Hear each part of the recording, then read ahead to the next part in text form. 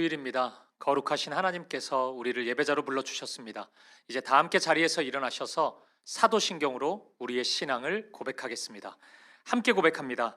전능하사 천지를 만드신 하나님 아버지를 내가 믿사오며 그 외아들 우리 주 예수 그리스도를 믿사오니 이는 성령으로 잉태하사 동정녀 마리아에게 나시고 본디오 빌라도에게 고난을 받으사 십자가에 못 박혀 죽으시고 장사한 지 사흘 만에 죽은 자 가운데서 다시 살아나시며 하늘에 오르사 전능하신 하나님 우편에 앉아 계시다가 저리로서 산 자와 죽은 자를 심판하러 오시리라. 성령을 믿사오며 거룩한 공회와 성도가 서로 교통하는 것과 죄를 사하여 주시는 것과 몸이 다시 사는 것과 영원히 사는 것을 믿사옵나이다. 아멘.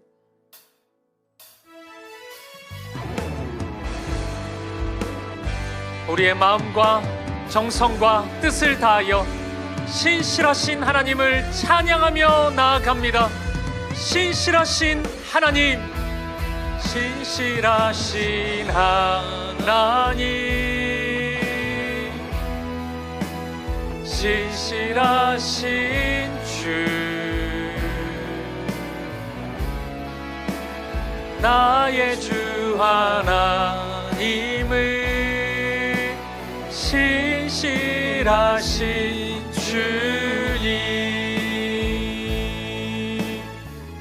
주님 보좌 앞에 나가 주님 보좌 앞에 나가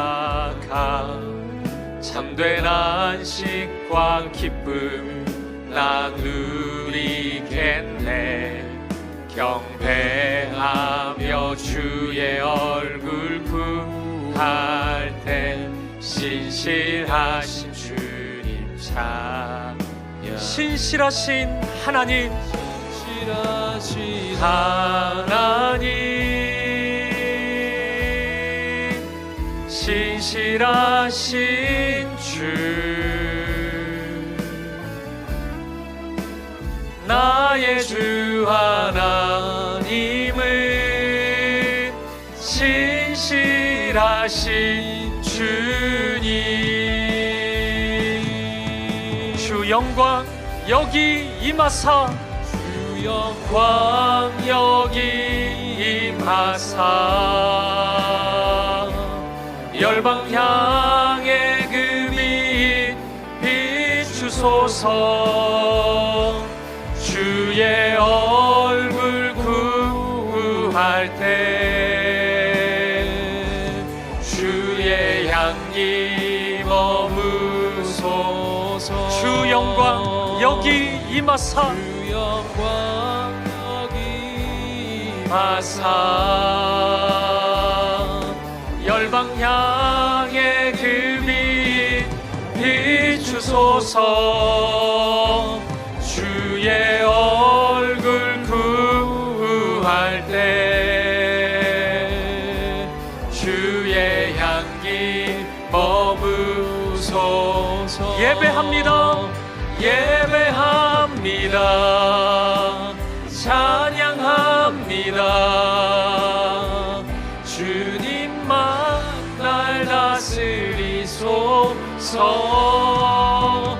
예배합니다, 찬양합니다. 주님 홀로 높이 받으소서. 예배합니다, 찬양합니다, 찬양합니다. 주님만 날 다스리소서. 예배합니다, 찬양합니다. 주님 홀로 높임 받으소서. 주님 홀로 높임 받으소서. 홀로 높임 받으소서. 주님 홀로 높임 받으소서. 주님 홀로 높임 받으소서.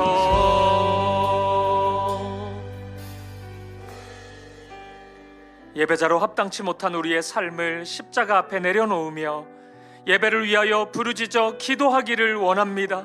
주여, 은혜를 부어 주옵소서. 다 같이 통성으로 기도하시겠습니다.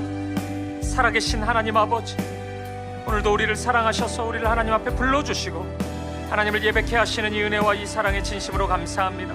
마음 다해 뜻 다해 힘 다해 예배하는 이 시간 되게 하여 주옵소서. 지난 한 주 우리의 삶을 회개합니다. 하나님 사랑 안에 거하지 못했고 하나님 자녀로서 합당치 못했던 우리의 죄와 우리의 어두움과 연약함이 있습니다. 회개하오니 우리를 용서하여 주시고 우리를 새롭게 하여 주옵소서. 오늘 예배 가운데 주님 말씀하여 주시고 말씀대로 이루어 주시고 능력과 은혜로 사랑으로 우리에게 임하여 주옵소서. 우리 안에 있는 모든 아픔과 두려움을 씻어주시고 이 예배를 기쁨으로 감사로 하나님께 올려드리기를 원합니다. 오늘 우리의 모든 걸음을 붙잡아 주옵소서. 모든 발걸음이 하나님의 말씀에 순종하는 우리들 되게 하시고 사랑하게 하시고 사랑으로 하나 되는 우리들 되게 하여 주옵소서. 성도들의 삶과 가정 가운데 평안을 허락하여 주시옵소서. 오늘 예배 가운데 십자가의 능력으로 부활의 생명으로 하나님 임하여 주시옵소서. 함께하여 주옵소서.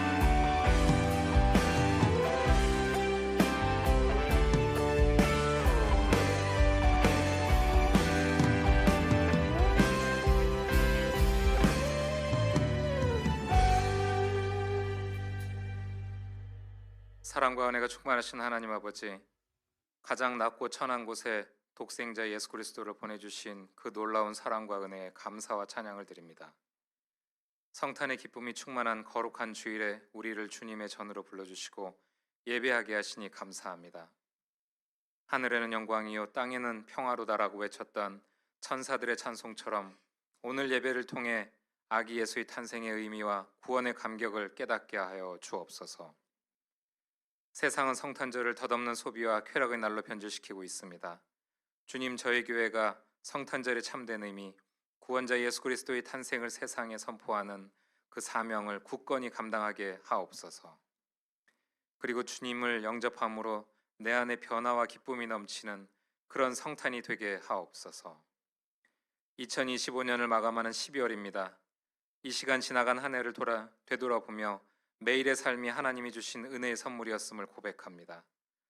항상 새해를 맞이할 때면 말씀에 순종하고 예수님을 닮아가는 삶을 살겠다고 결단하지만 어느 순간 우리는 세상의 유혹과 욕심에 쉽게 타협하는 나약한 모습으로 살곤 하였습니다.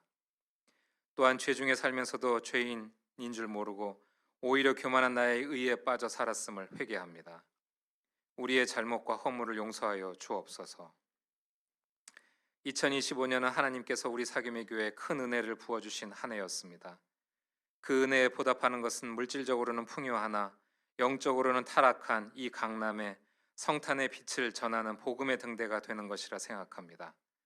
모든 성도들이 주님을 닮아 이웃을 사랑하고 겸손하게 섬기며 그들에게 구원의 기쁜 소식을 담대하게 전하는 복음의 증인이 되게 하옵소서.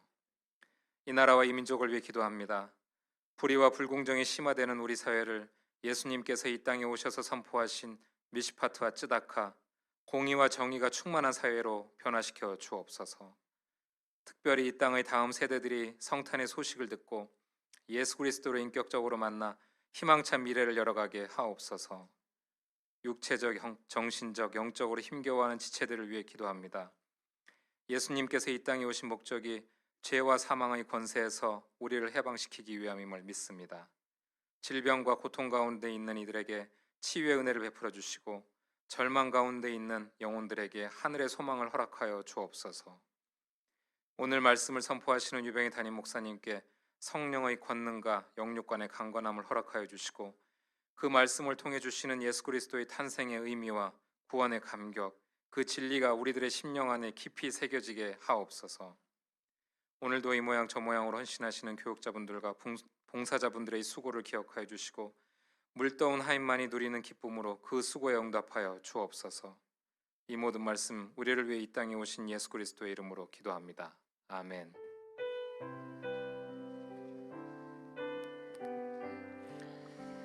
자리에 앉으시겠습니다. 찬송가 109장 1절 4절 함께 찬양하시면서 봉헌하시겠습니다.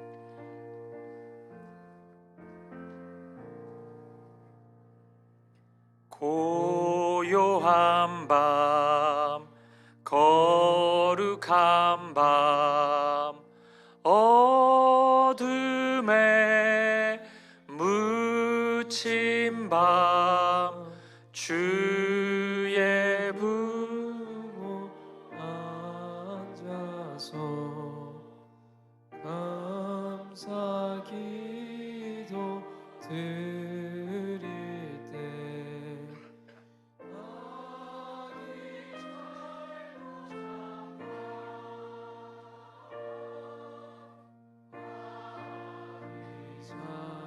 도잔다 고요한 밤 거룩한 밤 주 예수 나신 밤 그의 얼굴 광채가 세상 빛이 되었네. 구주나셨도다.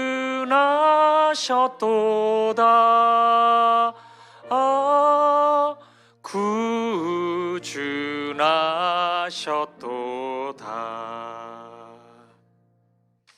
존귀하신 아버지 하나님, 우리를 구원하시기 위해, 사랑하시기 위해, 살리시기 위해 우리에게 오신 예수 그리스도 기억하는 이 예배 시간입니다.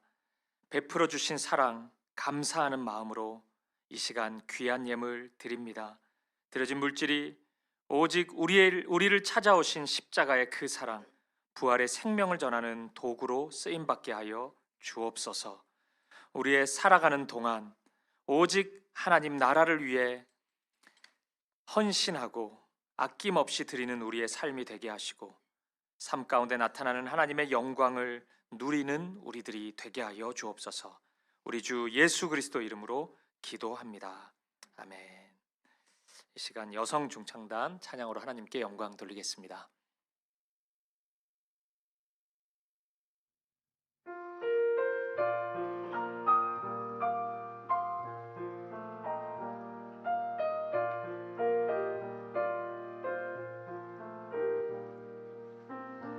별빛 속에 빛나는 주님, 바람결에 말씀하시네. 하늘과 땅 다스리는 주, 그 무엇일까? 주의 탄생 축하하리라. 그의 백성 구원하려고 이 세상에 주님 오셨네. 그 무엇일까?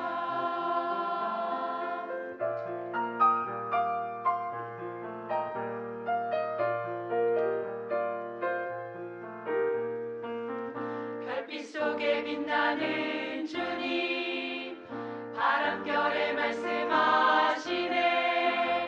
하늘과 땅 다스리는 주, 그 무엇일까? 주의 탄생 축하하리라. 그의 백성 구원하려고 이 세상에 주님 오셨네. 그 무엇일까? 주의 얼굴 대하기까지 주의 은혜 의심하였네. 나를 보호하시는 주를 나 지금 알았네. 내 곁에 계시면서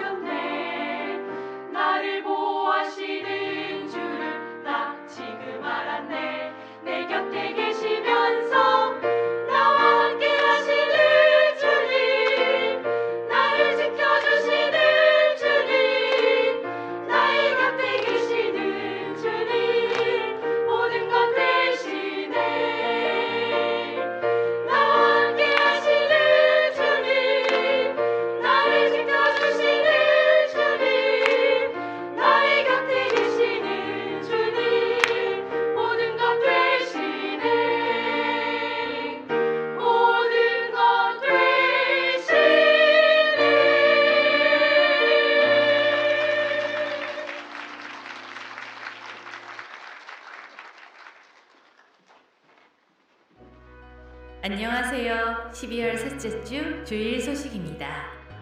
12월 25일 성탄감사 예배를 오전 10시 30분 본당에서 드립니다.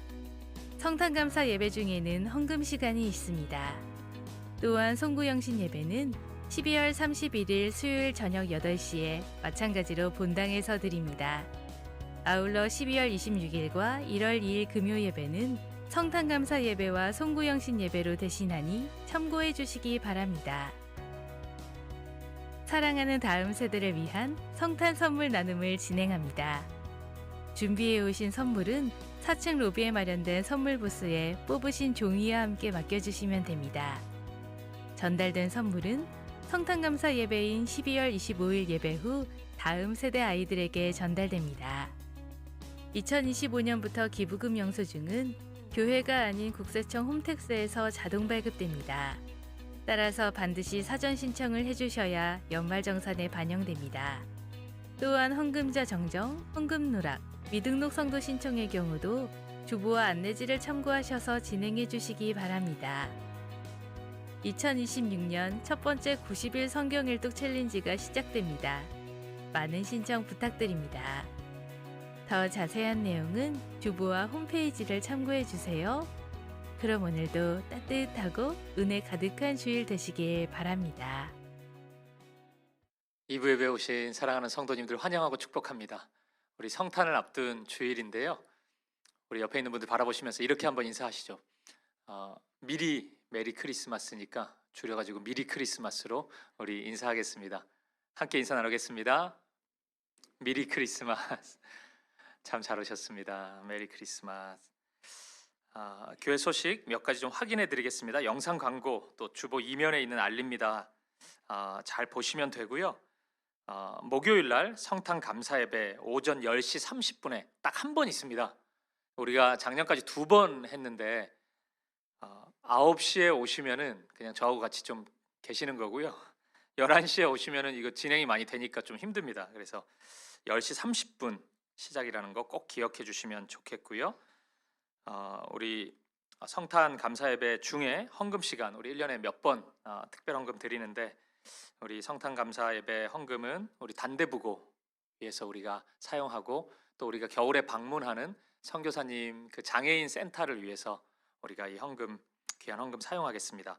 그리고 송구영신 예배는 또 한 번입니다. 우리 31일 수요일 오전 8시에 이곳에서 진행된다는 것, 그리고 이 두 예배로 우리 이번 주와 다음 주 금요 예배 대체한다는 것 기억해 주시면 좋겠습니다. 우리 다음 세대 아이들 위한 교회 선물 오늘 가져오신 분 있다면 4층 로비에 맡겨주시면 저희가 성탄 예배 후에 아이들에게 나눠드리도록 하겠습니다. 기부금 영수증 내용이 조금 복잡한데 우리 이전과 달라졌기 때문에 직접 신청해 주셔야 합니다. 홈페이지 들어가셔서 잘 보시고 꼭 신청해 주시고 어려움 없으셨으면 좋겠습니다. 우리 주보 사면에 보시면 교우 소식 있는데요. 우리 지난 한 주 장례 소식이 있었습니다. 부부 3다락방에 이강태 집사님 부친상 있었습니다. 윤소영 집사님 시부상인데 슬픔 가운데 있는 이 가정 위에 많이 기도해 주시고 위로해 주시면 좋겠습니다. 그리고 이번 주 토요일 결혼 소식이 있는데요. 주보에 누락됐는데 우리 청년부의 안은진 자매님, 최세일 형제님 결혼 소식입니다. 토요일 오후 5시에 한국기독교연합회관 3층 아가페홀에서 예식 진행됩니다. 위에서 또 기도해 주시고 많이 축하해 주시면 좋겠습니다. 그 외의 광고 주보를 확인해 주시면 되겠습니다. 우리 하나님 말씀 보도록 하겠습니다. 이 시간 우리에게 주신 하나님의 말씀은 신약성경 누가복음 2장 1절부터 7절까지 말씀입니다. 오늘도 우리 다 함께 자리에서 일어나셔서 저와 여러분이 이 말씀 한 절씩 교독하도록 하겠습니다. 제가 먼저 1절 말씀을 읽겠습니다. 그때 가이사 아구스도가 영을 내려 천하로 다 호적하라 하였으니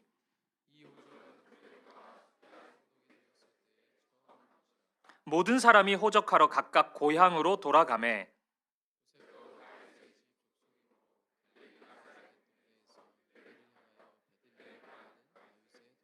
그 약혼한 마리아와 함께 호적하러 올라가니 마리아가 이미 잉태하였더라. 같이 읽습니다. 첫 아들을 낳아 강보로 싸서 구유에 뉘었으니 이는 여관에 있을 곳이 없음이러라. 아멘. 자리에 앉으시겠습니다. 1980년대 참 유명했던 그룹인데 시인과 촌장 이 그룹의 멤버인 하덕규 씨가 작사 작곡한 가시나무라는 노래가 있습니다.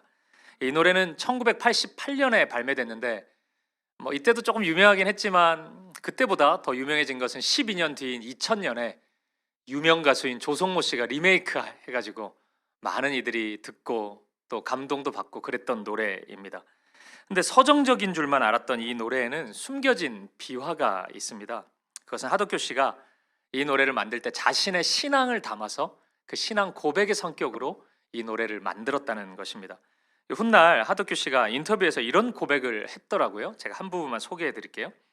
가시나무는 사랑하는 하나님 앞에서 여전히 죄를 짓고 원하는 것만 쫓아가는 나 자신의 회개의 마음이 담긴 노래입니다. 이런 인터뷰를 한 적이 있습니다. 참 노래가 좋아요. 제가 지금 이 노래를 한번 불러드리면 제일 좋은데 그건 좀 어색합니다. 그래서 없어서 제가 이 노래 가사를 한 부분만 좀 읽어드릴게요. 신앙송처럼 한번 들어보세요. 가시나무, 내 속엔 내가 너무도 많아. 당신의 쉴 곳 없네. 내 속엔 헛된 바램들로 당신의 편할 곳 없네. 내 속엔 내가 어쩔 수 없는 어두움, 당신의 쉴 자리를 뺏고, 내 속엔 내가 이길 수 없는 슬픔, 무성한 가시나무 숲 같네. 바람만 불면 그 메마른 가지 서로 부대끼며 울어대고 쉴 곳을 찾아 지쳐 날아온 어린 새들도 가시에 찔려 날아가고, 바람만 불면 외롭고 또 괴로워 슬픈 노래를 부르던 날이 많았는데 내 속엔 내가 너무도 많아서 당신의 쉴 곳 없네. 참 좋죠. 이 가사에서 당신을 하나님으로 바꾸고 가시나무를 나의 마음으로 바꾸면은 굉장히 울컥합니다. 진짜 슬프고 가슴 아픈 가사입니다. 여러분 집에 가서 이 멜로디도 참 좋거든요. 집에 가서 꼭 한번 들어보셔요. 제가 여러분 이 설교의 시작 부분에 이 노래를 소개한 이유가 있겠죠. 오늘 본문, 이 본문은 예수님의 탄생 소식을 지금 전하고 있는데 오늘 이 본문에서 이 노래의 주제가 발견되고 있기 때문입니다. 오늘 본문은 예수님이 이 땅에 오시는 순간 어떤 일이 있었는지를 우리에게 알려주고 있단 말이죠. 여러분 성경이 그냥 단순하게 예수님이 이 땅에 오셨습니다, 이렇게 한 문장으로 예수님의 오심을 설명하지 않고 당시의 상황을 굉장히 자세히 상세하게 소개해 주는 이유가 있겠죠. 왜 그럴까요? 그 상황조차도 의미가 있기 때문입니다. 그때 일어났던 일들, 그런 상황들, 환경들 이런 거 유심히 살펴보고 묵상해 보면 우리의 신앙에 굉장히 큰 유익이 있기 때문에 그래요. 오늘 본문의 중요성이 여기에 있습니다. 뭐 예수님 태어났다는 거 태어난 거지 뭐 이렇게 길대 이렇게 생각할 게 아니고 우리가 흘려보내지 말고 집중해야 되는 이유가 여기에 있습니다. 우리의 신앙에 굉장히 큰 유익이 될 것이기 때문이에요. 먼저 오늘 본문은 예수님의 고향을 우리에게 알려주고 있어요. 예수님 어디에서 태어나셨습니까? 읽었잖아요, 우리. 베들레헴에서 태어나셨죠. 본문 4절에 보면 이 베들레헴을 가리켜서 다윗의 동네 이렇게 부르는데 그 이유, 다윗도 여기서 태어났기 때문입니다. 그래서 다윗의 동네라고 불렸어요. 근데 예수님이 그냥 베들레헴에서 태어났구나 이렇게 이해하면 될 것 같은데 이 사실에 대한 두 가지 시선이 존재합니다. 그것부터 오늘 생각해 보고 싶습니다. 하나의 시선은 이것입니다. 예수님이 베들레헴에서 태어난 것은 하나님의 말씀의 성취라는 것입니다. 우리 구약성경 미가서 5장 2절을 한번 보시겠습니다. 같이 한번 읽어보죠. 시작. 베들레헴 에브라다야, 너는 유다 족속 중에 작을지라도 이스라엘을 다스릴 자가 내게서 내게로 나올 것이라. 그의 근본은 상고에 영원에 있느니라. 아멘. 이 미가라는 선지자가 있었는데 이 미가 선지자를 통해 예수님의 탄생이 예언되어 있었습니다. 베들레헴에서 나실 것이 예언되어 있었어요. 베들레헴은 작은 도시지만 이스라엘을 다스릴 메시아가 이곳에서 날 것이다, 태어날 것이다, 미가는 이렇게 선언했던 거예요. 그렇기 때문에 예수님의 탄생은 약속대로 약속의 말씀의 성취로서 이루어진 것입니다. 예수님은 베들레헴에서 그냥 태어나신 게 아니고 이 말씀의 성취로서 베들레헴에서 나셨던 것입니다. 여러분 기억하십시오. 우리 하나님은 약속의 하나님이십니다. 약속하시는 하나님이시고 약속을 지키시는, 반드시 지키시는 하나님이십니다. 성경은 예수님의 탄생 소식부터 이 사실을 아주 강력하게, 아주 명확하게 우리에게 알려주고 있는 것입니다. 그래서 이제 하나님은 당신의 약속을 신뢰하는 마음 또한, 그러니까 약속의 말씀이 있으면 하나님은 그것을 지키시는데 그것을 온전히 믿고 그 말씀을 붙잡는 사람의 마음 또한 하나님의 일하심의 통로로 사용하십니다. 대표적인 것이 예수님의 육신의 어머님 마리아의 고백입니다. 누가복음 1장 38절을 보시죠. 이 말씀도 같이 한번 읽어보겠습니다. 시작. 마리아가 이르되 주의 여종이오니 말씀대로 내게 이루어지이다 하매 천사가 떠나가니라. 아멘. 그러니까 마리아는요, 여러분, 이런 고백을 했기 때문에 예수님 엄마가 된 게 아니고 이런 고백을 할 만큼 말씀대로 내게 이루어질 것입니다. 하나님의 말씀은 그런 힘과 능력이 있습니다. 이 고백을 할 정도로 하나님을 사랑했고 하나님의 말씀을 붙잡는 사람이었기 때문에 하나님께서 마리아를 통로로 사용하신 것입니다. 따라서 예수님의 탄생 이야기 속에는 이 두 가지로 가득합니다. 하나는 말씀을 성취하시려는 하나님의 열심으로 가득하고, 또 하나는 그 하나님의 열심을 믿고 말씀을 붙잡고 말씀이 이루어질 것을 신뢰하면서 그 믿음으로 살아가는 사람들로 가득합니다. 이러한 상황 속에서 하나님의 열심과 말씀을 신뢰하는 믿음의 사람, 이 환경 속에서 예수님은 이 땅에 오신 것이에요. 그러니 여러분, 예수님의 성탄을 어떤 마음으로 준비해야 할까 좀 헷갈리시거든. 이것만 기억하시면 됩니다. 약속을 이루시는 하나님, 그 말씀은 반드시 이루어질 것이다. 그 믿음 가지고 성탄을 맞이하면 됩니다. 오늘 목요일날 우리 성탄 감사예배 드리는데 어떤 마음으로 성탄 감사예배 오면 됩니까? 이 믿음으로 오시면 되는 거예요. 그러면 은혜가 임합니다. 그러니까 우리가 흔히 일반적으로 성탄을 준비하는 뭐 그런 거 아닙니까? 뭐 꼭 산타클로스 팔순잔치 같은 느낌. 그러니까 이게 뭐 누구를 기뻐하는 건지 모호한, 그래도 뭐 기쁜 것도 같고, 아니면은 루돌프 사슴코 썰매 신차 발표회 뭐 이런 느낌. 우리 이런 느낌으로 성탄 감사예배 준비하고 참여하는 것이 아니라 말씀을 지키시는 하나님을 바라보고 의지하고 신뢰하는 믿음으로 참여하는 것입니다. 하나님은 그 마음을 기뻐하시고 받으시고 역사하시는 것이에요. 기억하십시오. 하나님은 준비되셨어요. 뭐가요? 말씀을 이루실 준비되셨습니다. 이제 우리입니다. 약속의 말씀을 붙잡는 것입니다. 우리가 준비하면 됩니다. 말씀을 굳건히 믿고 의지하는 그 마음으로, 그 믿음으로 성탄을 맞이할 수 있는 저와 여러분 되시기를 주님의 이름으로 축복드립니다. 그리고 또 하나의 이유도 있어요. 예수님이 베들레헴에서 나신 그 약속의 성취가 하나의 이유였다면, 또 하나는 이게 좀 굉장히 세속적이고 독특한 상황이 또 하나의 이유입니다. 본래 베들레헴은 예수님의 육신의 부모인 요셉과 마리아가 살던 곳이 아니거든요. 이 부부는 갈릴리 나사렛에서 살고 있었습니다. 그러면 왜 베들레헴에 갔을까요? 아, 이분들도 미가서 말씀 알았구나. 미가서 말씀대로 예수님이 태어나야 되니까 베들레헴 갔구나. 아, 그렇게 생각하면 가장 이상적이긴 한데, 여러분, 마리아도 사람이에요. 그 정도는 아니었습니다. 그럼 왜 갔을까요? 어떤 독특한 이유가 하나 있었습니다. 본문 1절과 2절을 한번 보시죠. 이 말씀도 같이 한번 읽어보겠습니다. 시작. 그때 가이사 아구수도가 영을 내려 천하로 다 호적하라 하였으니 이 호적은 구레뇨가 수리아 총독이 되었을 때 처음 한 것이라. 당시의 로마 황제가 가이사 아구수도였습니다. 이게 세계사 속에서 이 사람의 이름은 카이사르 아우구스투스입니다. 그러니까 실제 이름은 옥타비아누스예요. 이 사람이 주전 63년부터 주 14년까지 로마를 통치했는데, 주전 31년에 있었던 유명한 그 악티움 해전이라고 들어보셨을 겁니다. 안토니우스와 클레오파트라의 군대를 물리치고 로마의 통치자가 된 거예요. 이 사람이. 이 세계사에서 유명한 사건이죠. 근데 이 사람이 좀 마음 먹고 자신을 신격화했어요. 대체적으로 로마 황제가 그런 경향이 있었는데 이 사람은 자신을 하나님의 아들로 부르도록 명령했습니다. 그리고 자신의 생일을 기쁜 소식으로 칭했어요. 여기서 기쁜 소식이 우리의 신앙생활 할 때 얘기하는 복음이에요. 복음. 그러니까 복음으로 부르도록 했다고요.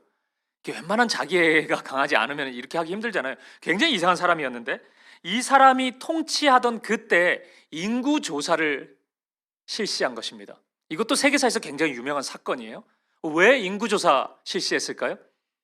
그냥 사람 수 한번 확인해 보려고 그랬을까요? 아닙니다. 그런 거 아니에요. 식민 통치 국가들에게, 나라들에게 메시지 주는 거예요. 누가 너를 통치하고 있냐? 나 기억하라고. 가이사.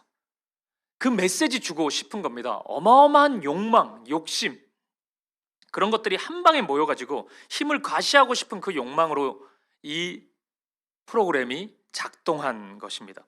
이 부당하고 세속적인 명령이 내려지자 요셉과 마리아는 어쩔 수 없이 자신이 태어난 베들레헴으로 갈 수밖에 없었던 거예요. 배가 부른데. 그 먼 여행을 한 겁니다. 근데 놀랍지 않습니까? 이 세속적인 명령을 통해서, 일을 통해서 하나님의 말씀이 성취되었다는 것이에요.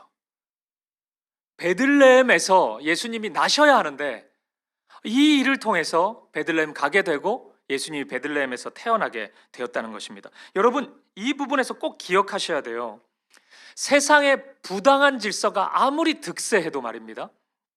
그래서 모든 것이 무너지는 것 같은, 나의 믿음, 나의 신앙, 나의 양심이 다 무너진 것 같은 그런 극한의 현실, 내가 계획하고 생각했던 모든 현실이 다 부인되는 것 같다 하더라도 우리가 너무 낙심할 필요는 없습니다. 왜냐하면 하나님은 거기서도 일하시기 때문이에요. 하나님의 일하심이 가이사가 죽는 것에만 있는 게 아닙니다. 가이사의 명령이 다 사라지는 것에만 있는 게 아니에요.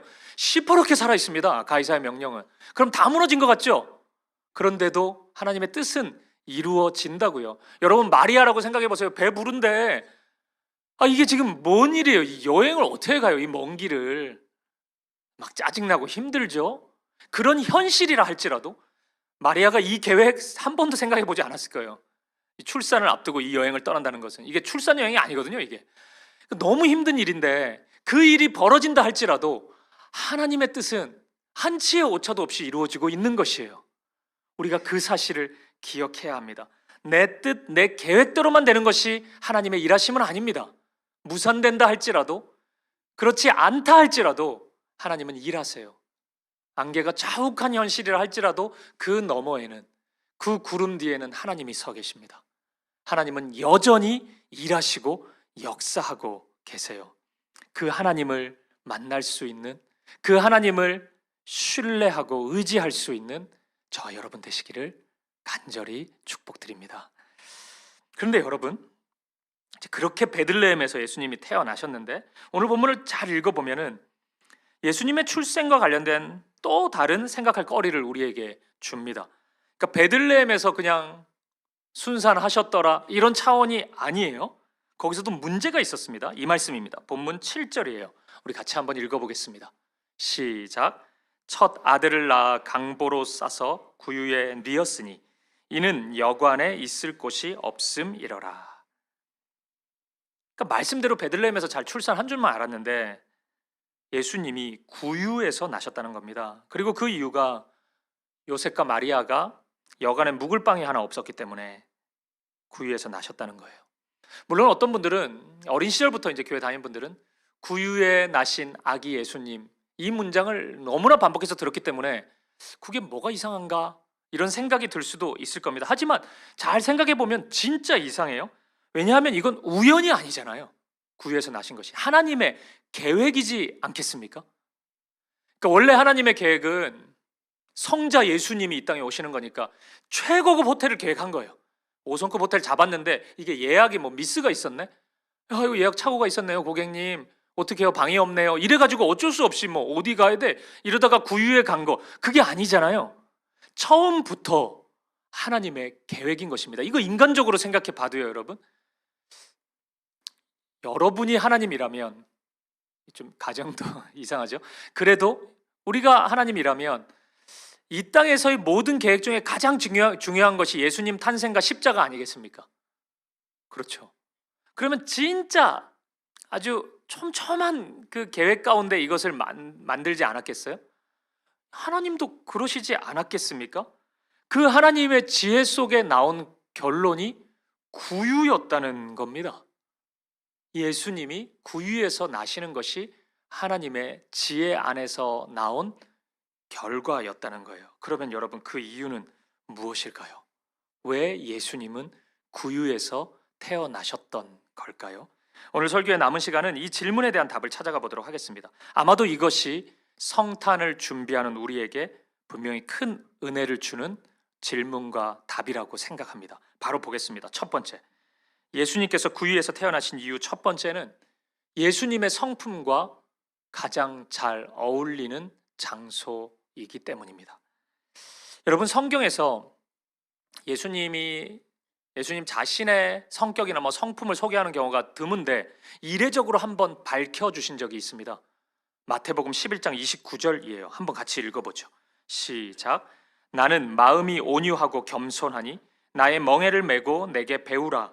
그리하면 너희 마음이 쉼을 얻으리니. 아멘. 예수님은 분명히 말씀하셨어요. 온유하고 겸손한 성품을 가지셨습니다. 그렇기 때문에 예수님은 온유하고 겸손하게 사역하세요. 그렇게 하셨어요. 그러니까 반대로 생각해 보면 예수님은 온유와 겸손이 없는 곳에 임하시지 않습니다. 잘. 그러니까 교만한 마음이 있는 곳에 예수님이 역사하신다? 그거는 일어나기 힘들어요. 화려한 곳에, 자기 자랑과 욕심, 욕망이 있는 곳에 예수님이 함께 하신다? 거기서 당신의 능력을 발하신다? 이거 생각하기 힘듭니다. 예수님 그런 분이 아니시기 때문에 그래요. 어울리지가 않거든요. 그런 장소와 그런 마음과는. 제가 얼마 전에 성도인 신방을 갔다가 같이 이제 그 동네에 있는 아주 큰 백화점에 갔습니다. 거기 식당이 하나 있다 그래가지고. 근데 제가 10여 년 전에 그 식당에 그 백화점에 간 적이 있었거든요. 그때 제가 에피소드가 생각이 나는 거예요. 제가 그 이후에 한 번도 안 갔는데 거기를. 무슨 일이었냐면 제 아내랑 이제 그 백화점에 갔는데 아내가 한켠에서 본다 그래가지고 제가 이제 다른 거 구경하러 제가 간 거예요. 이제 그 넥타이랑 와이셔츠 이런 게 있길래 제가 좀 보고 있었습니다. 그래서 제가 매장 직원에게 물었어요. 넥타이 이거 얼마예요? 이러니까 그 직원이 저를 딱 보더니 비싸요. 이렇게 얘기를 하는 거예요. 너무 수치스럽고 너무 절망적이잖아. 이건 드라마에서나 보던 건데, 드라마에 보통 그러면 사실 나는 되게 부자였습니다 이렇게 하면서 막 이제 다시 찾아오고 이런 거 아닙니까? 혼쭐을 내주고 이런 건데 저는 그렇게 못했는데 그 너무 당황스러운 거예요.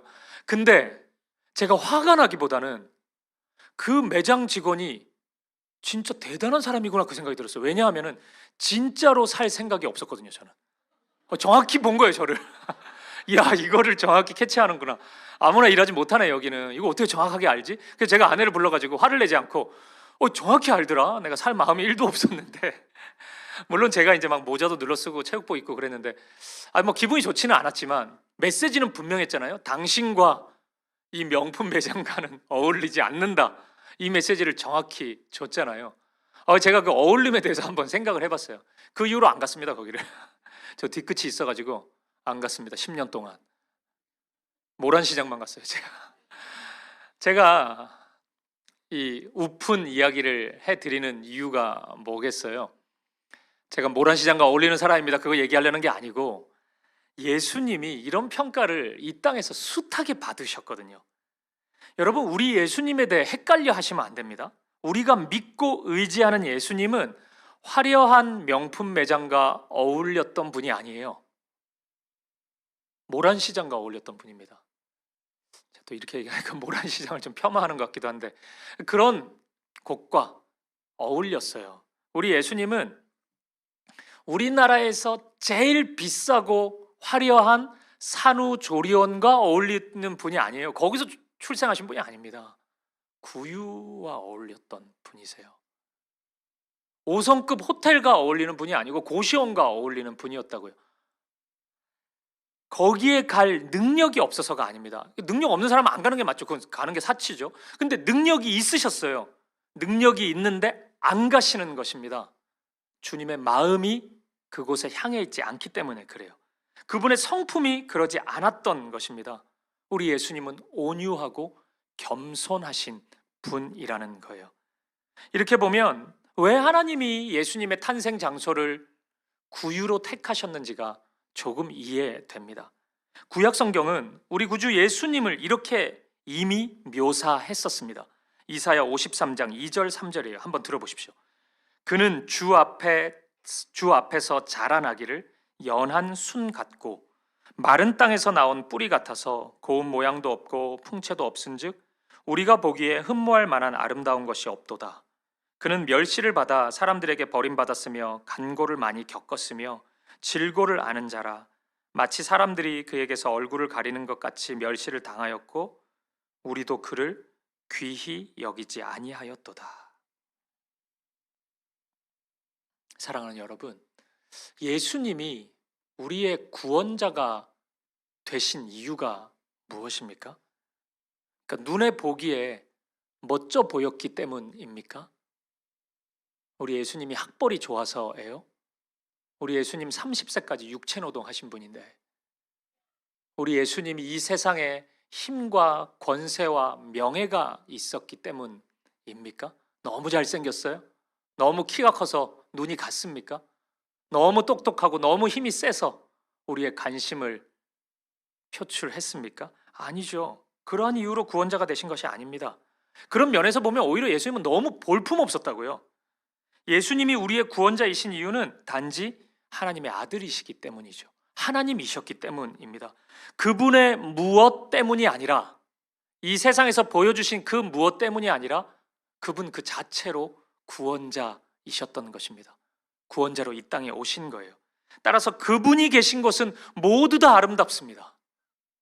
구유도 아름답고 십자가도 아름다운 장소입니다.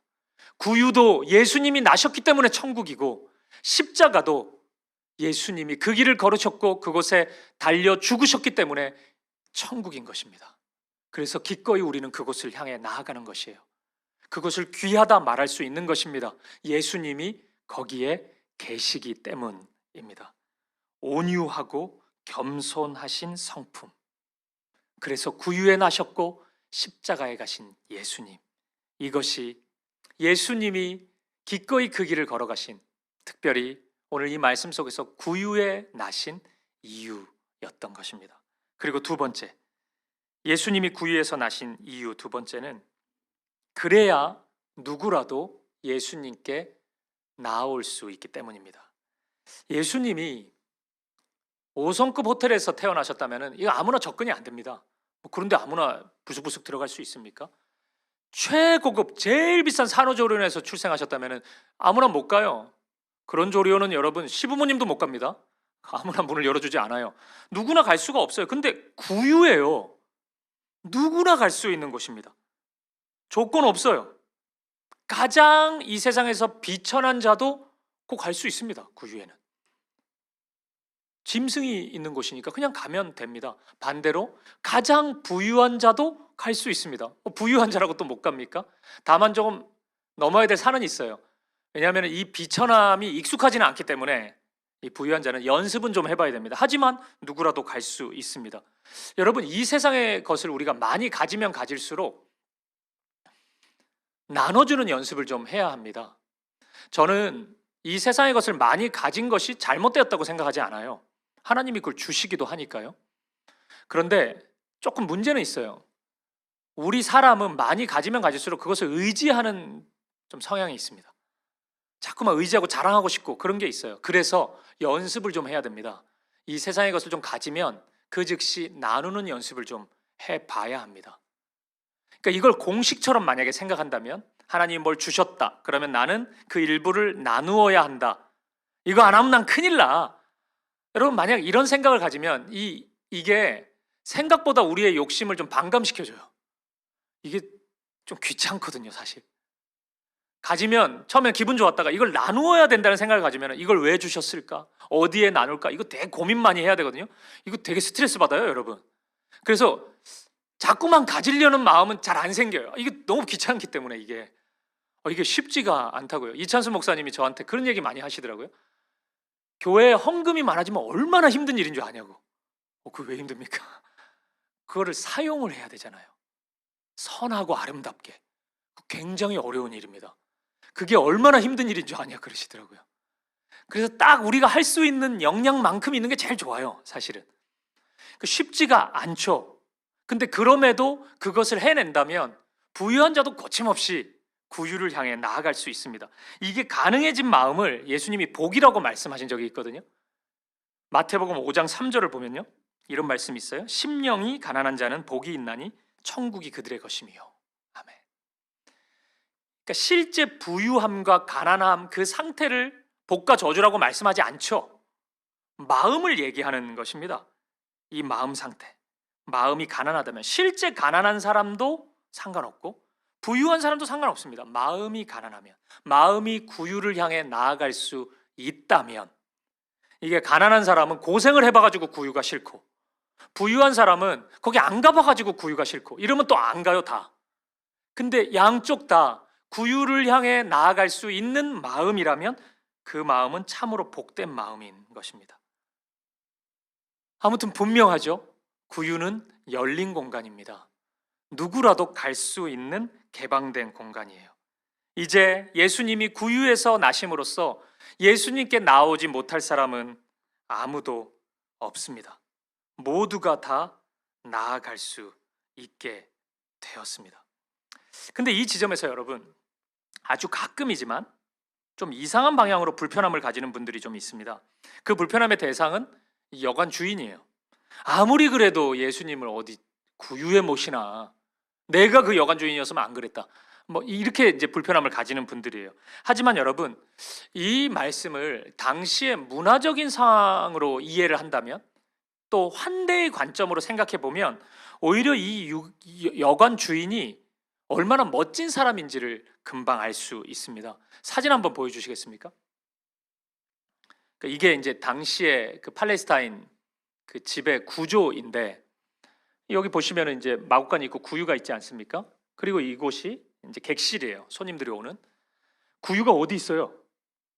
안방 안에 있어요. 안방 안에. 그러니까 안방의 그 마루와 그 마구간의 그 마루가 이렇게 높고 낮음이 연결이 되면서 이 부분이 구유가 되는 거거든요. 그러니까 예수님은 그 객실에 못 가가지고 마구간으로 들어간 게 아니고 안방으로 들어간 거예요. 안방으로.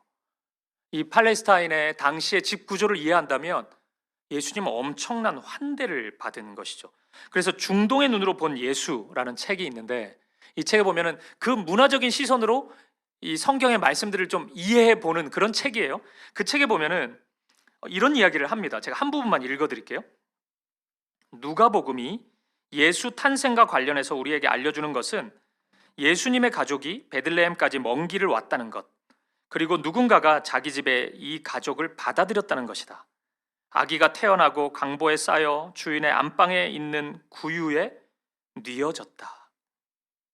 이 구유는 사람들이 거주하는 방바닥을 파서 만든 것이거나 나무로 만든 후에 주인이 거주하는 공간으로 옮겨다 놓은 것이었다. 이 여관의 주인은 마리아와 요셉을 자신과 가족이 기거하는 방으로 맞아들이는 환대를 베푼 것이다. 여러분, 이렇게 보면 예수님은 엄청난 환대 속에 이 땅에 오신 것입니다. 겉으로 보기에는 대단해 보이지 않을 수 있지만 적어도 이 조건에서는 이 집의 주인은 할 수 있는 최선을 다했습니다. 엄청난 환대 속에 예수님을 맞이했던 거예요. 그리고 예수님은 바로 그곳에서 누구나 찾아올 수 있는 구유, 바로 그곳에서 이 세상에서 가장 큰 환대를 베푸십니다. 누구든지 오라는 것이에요. 모두가 오라는 것입니다. 다 내어주시는 겁니다. 오지 못할 사람이 없어요. 의인도 올 수 있습니다. 죄인도 올 수 있습니다. 부자도 올 수 있습니다. 가난한 자도 올 수 있습니다. 똑똑한 사람도 그렇지 못한 사람도, 성공한 사람도 실패한 사람도, 오늘 기쁜 일이 있는 사람도 오늘 슬픈 일이 있는 사람도 누구든지 다 오라고 말씀하십니다. 그래서 찰스 스펄전이라는 이 설교의 황태자라고 기독교 역사에서 불리는 이 목사님은 이 본문을 이렇게 설교한 적이 있습니다. 1862년 성탄절을 앞둔 주일날 163년 전 설교인데 한 부분 읽어드릴게요. 이렇게 설교하셨어요. 너무 인상적이었습니다. 수고하고 무거운 짐진 자들은 다 예수님께로 오십시오. 마음이 상하고 가난한 사람도 오십시오. 스스로를 멸시하고 다른 사람에게서 멸시받는 사람도 오십시오. 세리와 창녀도 오십시오. 도둑놈, 알코올 중독자도 다 오십시오. 구유에 누우신 예수님은 여러분의 손길과 눈길을 마다하지 않을 것입니다. 예수님은 여러분 모두가 다가올수록 구유에 누인 자신을 기꺼이 내어 놓으셨습니다. 아멘. 사랑하는 여러분, 이제 무엇을 주저하십니까? 예수님께 나아가셔야죠. 구유에 누우셔서 우리 모두를 기다리고 계신 예수님께 나아갈 수 있길 바랍니다. 여러분 걱정하지 마셔요. 거절당할 걱정하지 마십시오. 그분은 이 세상에서 우리가 맛보지 못한 최고의 환대를 해 주실 것입니다. 그러니 함께 구유를 향해 나아갈 수 있길 바랍니다. 말씀 붙잡고 히브리서 7장 25절 이 말씀, 그러므로 자기를 힘입어 하나님께 나아가는 자들을 온전히 구원하실 수 있으니 이는 그가 항상 살아계셔서 그들을 위하여 간구하심이라. 이 말씀 의지하여 예수님께 나아가는, 우리 모두를 초청하시는 구유에 누우신 예수님께 나아가는 저와 여러분 되시기를 주님의 이름으로 간절히 축복드립니다. 말씀을 마무리하겠습니다. 사랑하는 여러분, 제가 오늘 본문을 여러 차례 읽고 또 공부하고 그러면서 이상하게 제 눈에 들어오는 표현 하나가 있었습니다. 7절, 본문 7절 하반절이에요. 이 표현. 이는 여관에 있을 곳이 없음이로라. 두 가지 생각이 들더라고요. 하나는 이 표현이 여전히 주님을 맞이할 준비를 하지 않고 있는 우리의 완악함과 완고함을 보여주는 것처럼 느껴졌어요. 마치 그 요한계시록 3장 20절에 그 라오디게아 교회를 향한 주님의 말씀이 있었잖아요. 이 말씀요. 볼지어다 내가 문 밖에 서서 두드리노니 누구든지 내 음성을 듣고 문을 열면 내가 그에게로 들어가 그와 더불어 먹고 그는 나와 더불어 먹으리라. 아멘. 이 상태 아닌가? 예수님이 머무실 곳이 없는 그 상태.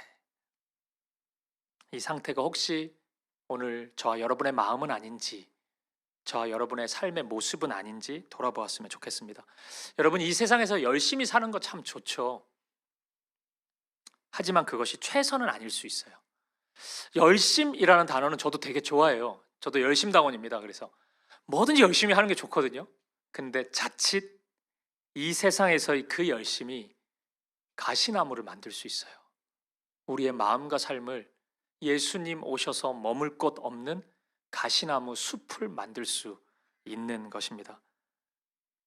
저와 여러분의 마음과 삶이 주님이 거하실 장소였으면 좋겠습니다. 주님이 머무시는 그러한 마음, 그러한 삶이 되기를 간절히 축복합니다. 또 하나, 제가 두 가지 생각이 들었다 그랬잖아요. 또 이런 생각을 해봤습니다. 이와는 반대로 때때로 우리의 삶의 형편에서 어쩔 수 없이 이 방을 준비하지 못할 때가 있진 않을까? 이런 생각 들었습니다. 정말 애를 썼지만 주님을 모실 수 없는 상황인 것입니다. 그럴 수 있잖아요. 이게 욕심의 문제나 게으름의 문제가 아니라 어떤 고난의 문제일 수 있잖아요. 그냥 삶을 살아가다가 만나게 되는 시험이나 공경일 수도 있잖아요. 좀 쉽게 바꾸어 말하면 주님의 방을 준비할 만한 재정이 내가 어려움이 있을 수 있고, 또 그럴 만한 건강이 없을 수도 있고요. 또 어떤 특정한 시기에는 그럴 만한 시간이 없을 수도 있습니다. 또 그럴 만한 능력이나 실력이 내가 역부족일 수도 있잖아요. 여러분, 제가 이런 생각을 해보니까 오늘 본문은 이러한 상황 속에서 너무나 분명한 말씀을 해주고 있다는 확신이 들었습니다. 그러한 마음, 방을 준비하지 못하는 어쩔 수 없는 현실 속에 있는 이들에게 우리 주님은 괜찮다고 말씀하고 있습니다. 아무 상관없다고. 빈 방이 하나 없어도 괜찮다고. 구유만 있으면 된다고 말씀하십니다.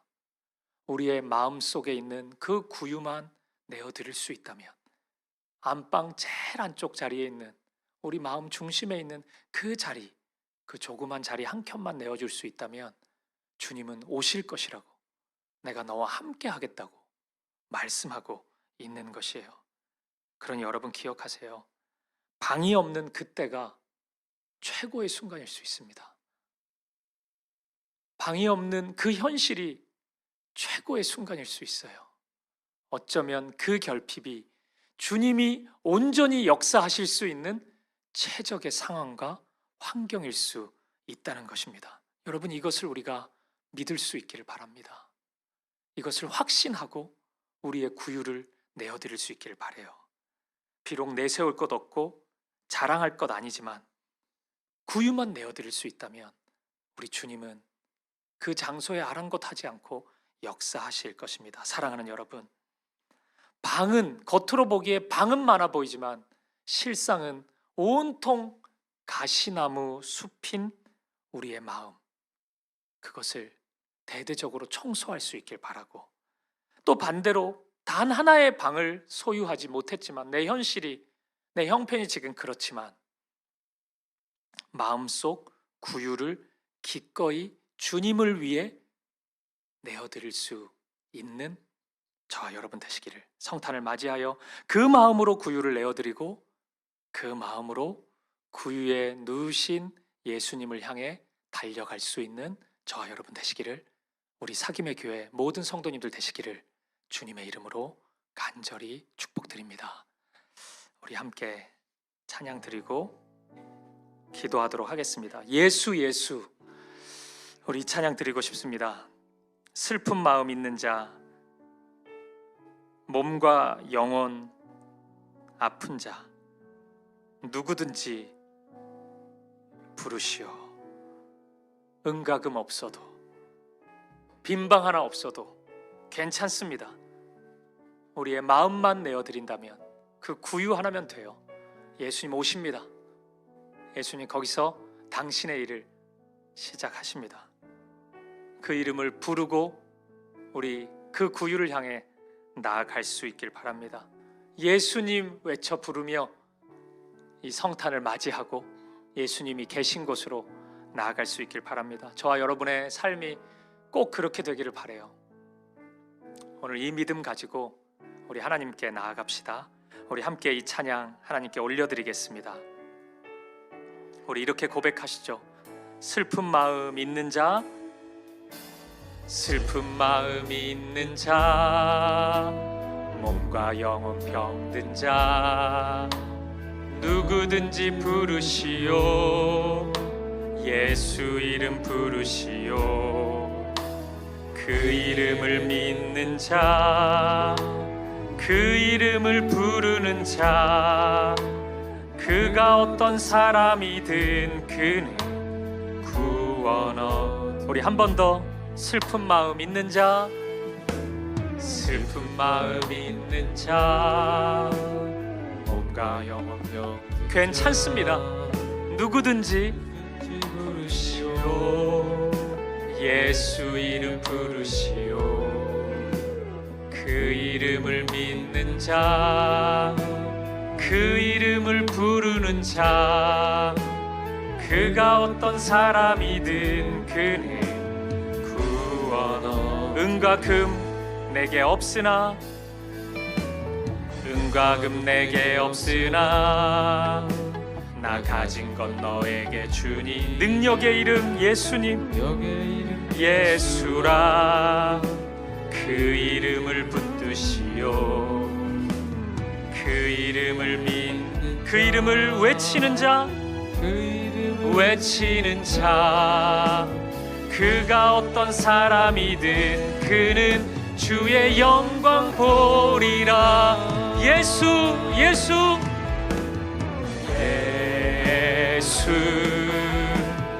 예수 예수 오 능력의 그 이름 예수 나 외쳐 부르네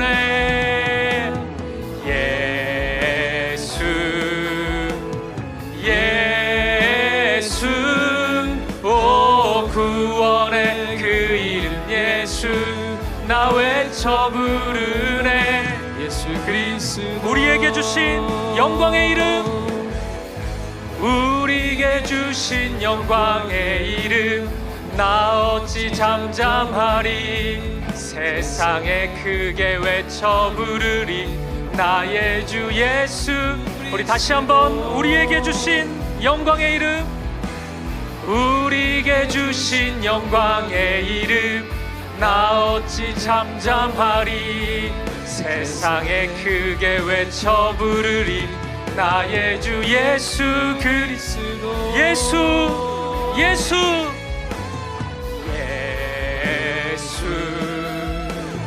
예수 오 능력의 그 이름 예수 나 외쳐 부르네 예수 예수 오 구원의 그 이름 예수 나 외쳐 부르네 예수 그리스도 아멘. 우리 함께 기도하며 나아갈 때 사랑하는 성도님 오늘 저와 여러분의 마음과 삶이 가시나무 숲이 아닌지 돌아보시죠. 겉으로 보기에는 수많은 방들이 있는데 예수님 오지를 못하세요. 가시나무가 너무 많아서 예수님도 못 오시고 예수님이 보내신 영혼도 쉬지를 못합니다. 그 한 영혼이 단 한 영혼이라도 쉴 곳이 없는 그런 강팍한 마음과 삶으로 살아가고 있지 않은지 돌아보시죠. 아버지 제거해 주십시오. 모든 가시나무들이 다 사라지게 해 주십시오. 주님 오실 수 있도록 주님 모실 수 있는 내 마음과 삶이 되게 하여 주옵소서. 이렇게 기도하시고 또 한편으로는 그 하나의 방을 준비하지 못하고 소유하지 못해서 눈물과 절망으로 좌절로 쓰러져 있는 우리 형제 자매들이 있다면 여러분 괜찮습니다. 오늘 주님이 분명히 말씀하셔요. 괜찮다고 말씀하십니다. 그 방이 중요한 것이 아니에요. 우리의 마음 중심 구유를 내어드릴 수 있다면 주님 오실 것입니다. 오히려 그때가 방이 없는 그때가 주님 일하실 수 있는 최고의 상황인 것이에요. 주님 초청합니다. 오시옵소서. 그리고 일하여 주시옵소서. 역사하여 주시옵소서. 우리의 삶이 구유를 향해 나아갈 수 있는 복된 삶이 되게 하여 주옵소서. 우리 기도 제목 가지고 한 마음과 한 뜻으로 기도하며 나아가겠습니다. 함께 기도하시겠습니다. 아버지 하나님 우리를 붙잡아 주옵소서. 오늘 우리가 가시나무 숲과 같은 마음입니다. 주님 제거하여 주옵소서. 모든 가시들을 제거하여 주옵소서.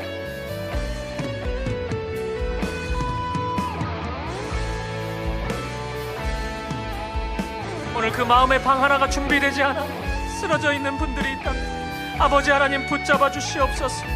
주님 인도하여 주시옵소서. 오늘 우리의 마음을 내어드립니다. 구유를 내어드립니다. 주님 인도하여 주시옵소서. 주님 우리 구유에 계신 예수님을 향해 나아갈 수 있는 복된 인생이 되게 하여 주시옵소서. 아버지 하나님 아버지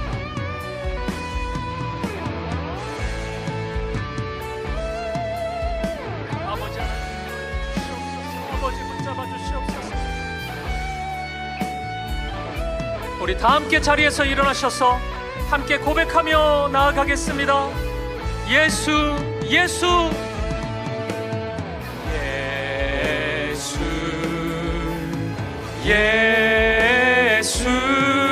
오 능력의 그 이름 예수 나 외쳐 부르네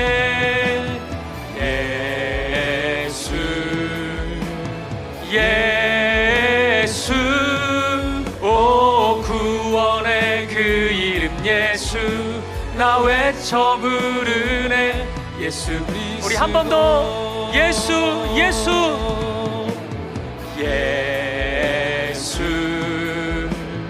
예수 오 능력의 그 이름 예수 나 외쳐 부르네 예수 예수 오 구원의 그 이름 예수 나 외쳐 부르네 예수 그리스도.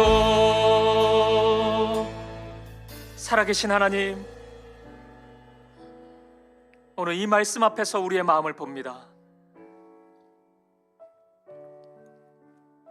오늘 우리의 마음이 가시나무 숲이었습니다. 가시나무로 무성한 그 숲이었습니다. 언뜻 방음 많아 보였는데 주님이 오실 수 없는 마음 상태, 삶의 모습이었습니다. 모든 가시나무를 제거하여 주옵소서. 이제 주님을 모실 수 있도록, 그리고 주님이 보내신 그 한 영혼을 섬길 수 있도록 우리의 마음을 가꾸어 주시고 우리의 삶을 다시 세워 주옵소서. 그리고 오늘 이 예배 가운데 주님, 내 눈에는, 내 모습에는 그 단 하나의 방이 없습니다. 그래서 너무 절망스럽습니다. 고백하고 있는 상한 마음의 심령이 있다면 하나님을 향한 그 마음의 구유를 받아주시고 오늘 이 말씀처럼 이 땅에 오신 예수님, 오늘 그 마음의 구유 가운데 임하여 주옵소서. 거하여 주시고 역사하여 주시고 생명의 일, 주님의 일을 시작하여 주옵소서. 예수님의 오심을 기억하는 성탄을 준비하고 있습니다. 오늘 이 마음으로 구유를 내어드리는 우리 되게 하시고 또 이 마음으로 구유를 향해, 구유에 계신 예수님을 향해 나아갈 수 있는 우리의 마음과 우리의 삶이 되게 하여 주옵소서. 그렇게 인도하실 주님, 함께 하실 주님 찬양합니다. 감사합니다. 감사와 찬양을 드리며 이 모든 말씀 살아계신 우리 주 예수 그리스도 이름으로 기도합니다. 아멘. 이제는 우리 주 예수 그리스도의 은혜와 하나님 아버지의 사랑과 성령의 아름다운 사귐이 주님 오심을 기억하며 기꺼이 내 마음속 구유를 내어드리기로 결단하는 사랑하는 성도님들 마음 가운데, 그리고 기꺼이 구유를 향해 달려가기로 결단하는 사랑하는 성도님들의 모든 삶의 자리 가운데, 이들의 가정과 자녀들 가운데, 우리 사귐의 교회의 모든 걸음 속에 이제로부터 영원까지 함께 있을지어다. 아멘. 아멘. 주님 아멘.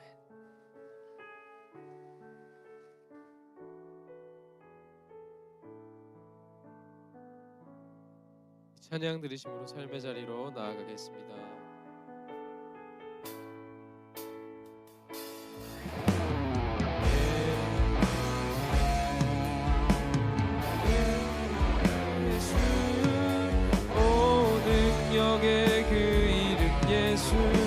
나 외쳐 부르네 예수 예수 오 구원의 그 이름 예수 나 외쳐 부르네 예수 그리스도 예수 예수